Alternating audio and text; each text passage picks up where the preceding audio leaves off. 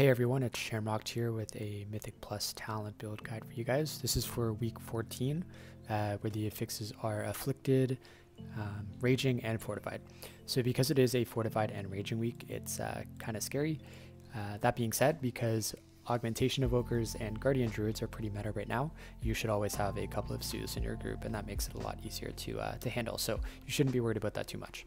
For Afflicted, thankfully as Shamans, we bring a pretty invaluable tool to dealing with that, which is Poison Cleansing Totem, and then we also have our Curse Dispel as well. So you'll see for every single dungeon, I take both the Poison Cleansing and the Curse Dispel. If you're running with a more coordinated group or you trust your group members to help with the Afflicted a lot, you could probably forego the improved Purify Spirit and put it somewhere else that you want. However, if you're someone who pugs like me, maybe likes a little bit more control, I advise that you take both of those talents just to make it so you have a lot of agency in dealing with the Afflicted affix. Alright, so I'm just going to go down the list here. We'll keep this video short and sweet. And I will put all of the loadouts, the talent import strings for each of these builds in the description for this video, so you can go ahead and take a look there if you really just want to copy the talents, and don't take these for Bible. Like, you can literally just use these as a starting point if you want. So anyways, if you do copy the talent string, just you put it here when you import this button here. Just make sure you have enough room for a new talent build. And I'm assuming because of what's happened recently with the nerfs to Holy Pally and just the meta shake up a bit, there's going to be a few people switching over to Resto Shaman. So this video is more for you guys.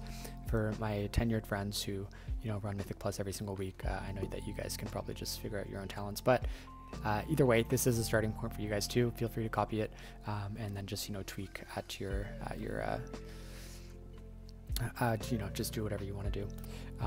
All right, so first starting with Brackenhide, I'm just going to mention a few key things, and that's pretty much it. And if you have any questions, feel free to comment, or you can message me in the Discord. But okay, so for Brackenhide, I take Guardian's Cudgel as my capacitor totem augment talent. It's actually extremely useful in pretty much every dungeon, especially on Fortified. And also, static charge is great, but because of the way Raging works now, where it makes enemies immune to CC, it's kind of funny. So you can use Cap Totem at the beginning of a pull, and then static charge would normally make it so that it's up again towards the end of the pull, and you can usually get like 2 Cap Totems per pull. That being said, with the Raging the way it is, if things don't get soothed, your second Cap Totem per pull is not going to do anything. So Guardian's Cudgel, I think, is the way to go for this week. Right, once again, I do have my Curse Dispel and my Poison Cleansing Totem, which I would not normally run for this dungeon, but those are going to help with the Afflicted affix. And then other than that, I just have a Thundershock and Stone Skin Totem as well. So Thundershock is really going to help with the CC with most of the ads in the first area and the last area, and then they also help a bit with the ads in the second area as well. And then for Stone Skin Totem, this is going to pretty much help throughout the entire dungeon. It's not extremely useful for the bosses. I mean, it is for the first and for the third, but it's more for the trash. All the trash in the first area hurts, it does physical damage. All the trash in the second area really hurts, and Stone Skin should help with the bleeds that the Lashers put out. It's a really good talent to have, and it has amazing uptime, especially if you're talented into Totemic Surge, which will reduce the cooldown as well. Other than that, pretty standard build. I do have a point in Fire and Ice. It's only 3% extra damage for Fire. I mean, you don't even use Frost damage, so you don't have to consider that, which may seem irrelevant. And if you wanted to, you could probably take this point and put it somewhere else. But I think with the way the last boss works and how close it can be with the killing the totem before it explodes, even this 3% can help you get through that. Moving over to the right side, I do have all of my DPS talents spec because it is Brackenhide. It's not very healing intensive dungeon. There's just a lot of really sporadic burst healing.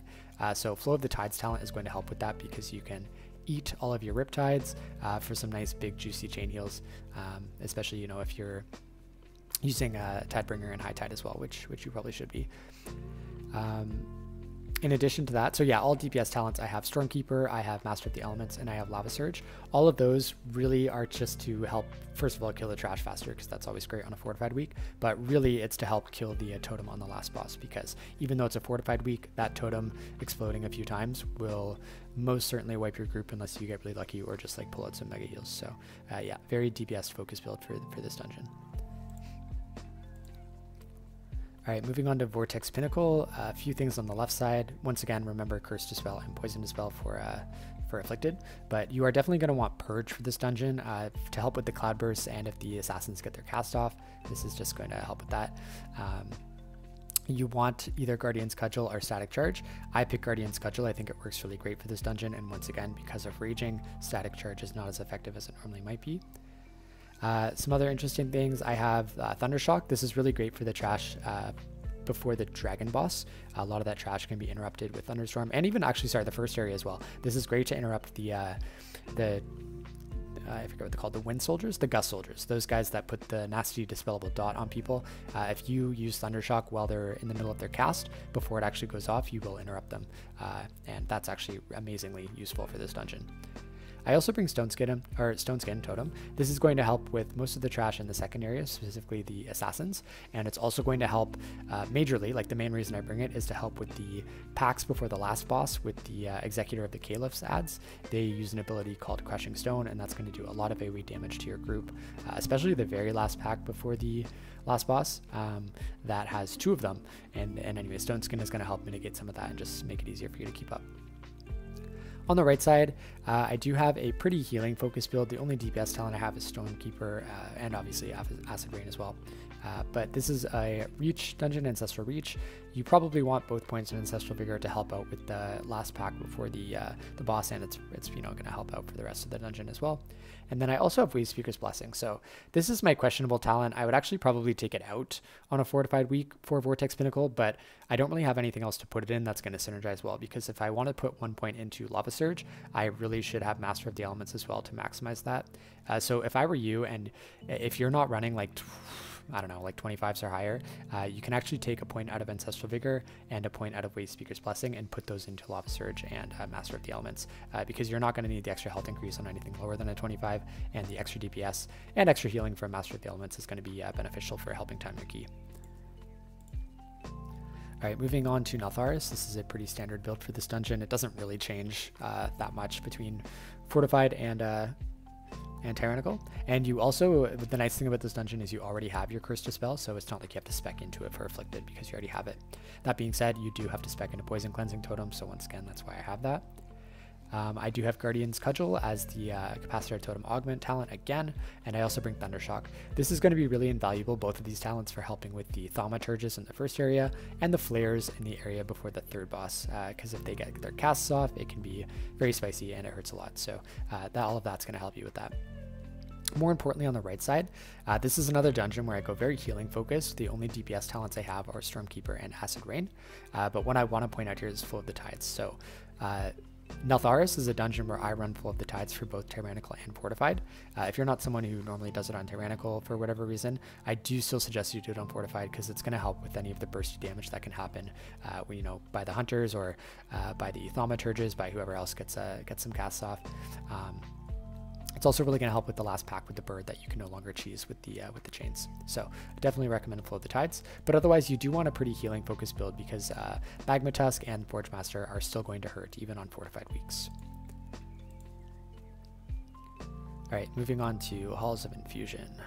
This is a tough one. Halls of Infusion, I feel like you never really have enough talent points for. I would love to basically take everything, because it's all so helpful for this dungeon.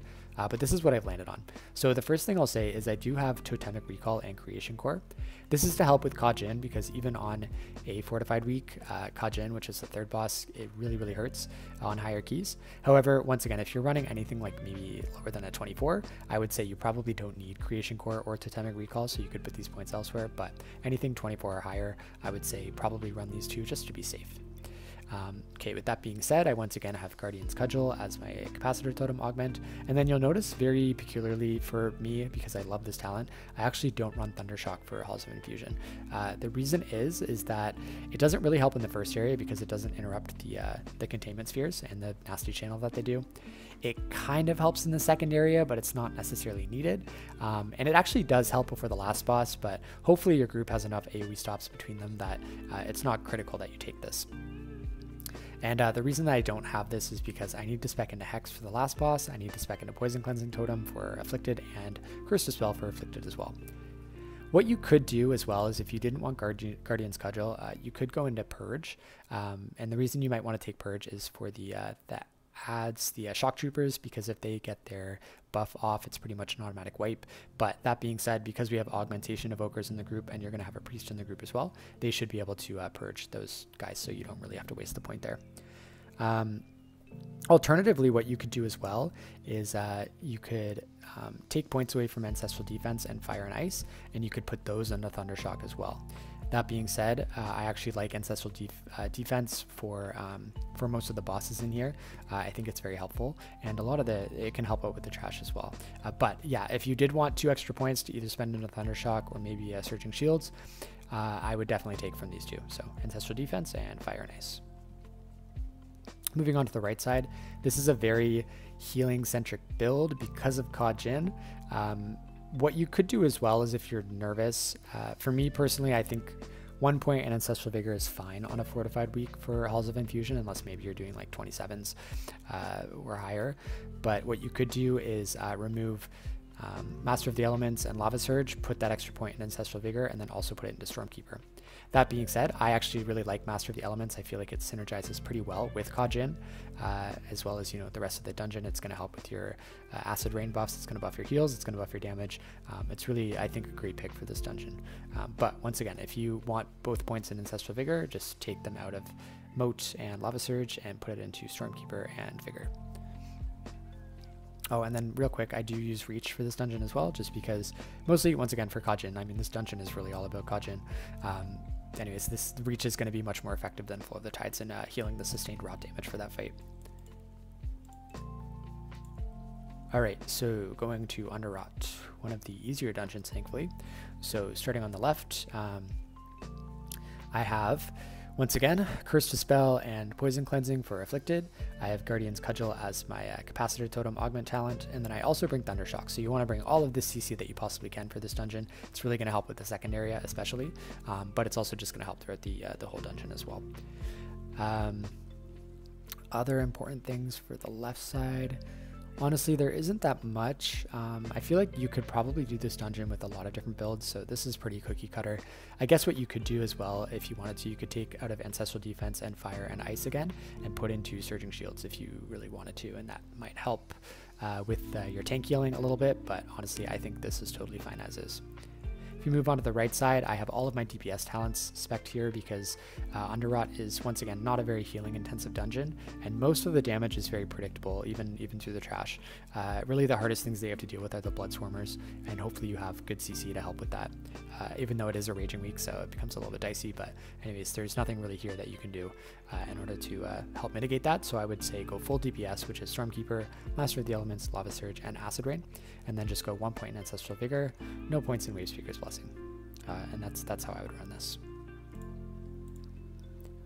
Next, moving on to Freehold. All right, so on the left side, a few things. I do spec into Thunderous Paws, just in case you get hit by the rat traps in the second area. It does happen occasionally, if you're not paying attention, or you accidentally just run over it, or you get bumped into it or whatever. Maybe you get stunned from the suds and then it gets thrown at you. Thunderous Paws is basically your out. It's going to allow you to get out of that snare right away, and it does do a lot of damage. Anything like 25 or higher, it's probably going to kill you if you can't get out of it, or don't have any cooldowns to use. So Thunderous Paw is great for that part. This is another dungeon where you're going to want all of this CC as well. So I do take Guardian's Cudgel as well as Thundershock. It's also a great dungeon for Earthgrab Totem. I would actually say it's the only dungeon for Earthgrab Totem, and that is specifically for the last boss. So Earthgrab Totem will be up for each and every one of the ads that charges people with a bomb, and it's honestly it's so amazing for that boss fight. Also, you're going to want to take Stone Skin Totem. Stone Skin Totem is amazing for Freehold. It helps with literally all of the bosses, except surprisingly for the Shark boss, because that's all nature damage, but it's also going to help with literally all of the trash packs as well. So you should be pretty much using this on cooldown. Moving on to the right, this is a dungeon where I take Master of the Elements and Lava Surge, just because you definitely don't need Wavespeaker's Blessing. You do want 2 points in Ancestral Vigor just because of the nature of the damage in Freehold. It's very bursty and random, and every little bit of extra health is going to help your group survive. And you're also going to want to take Flow of the Tides for this dungeon because of the nature of the bursty damage. It's going to help you get people topped up quickly. It's going to help you get some really nice quick Cloudburst filled up, all that stuff. All right, almost at the end here. Moving on to Neltharion's Lair. So a few things about this one. You should be taking Thunderous Paws. I mean, you don't have to, but Thunderous Paws I find really helps with avoiding the avalanches that the breakers cast. The Mightstone breakers, being able to go into Ghost Wolf and get that extra movement speed and getting out of the avalanche circles really quick, I always find super helpful.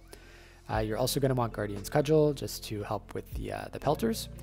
And then you could also take Thundershock as well. However, I was finding myself kind of point starved based on what I actually wanted to take, especially because I need Curse Dispel and Poison Cleansing. But what you could do as well, this is another dungeon where if you wanted to, you could take from Ancestral Defense and Fire and Ice and put that into Thunderstorm and Thundershock. And actually rethinking, that is probably what I would do on a higher key, because I feel like the excuse me, the extra CC is more important than the 2% leech and the 2% AoE reduction. On the right side, this is another dungeon where I go pretty healing focused. My only DPS talent is Stormkeeper.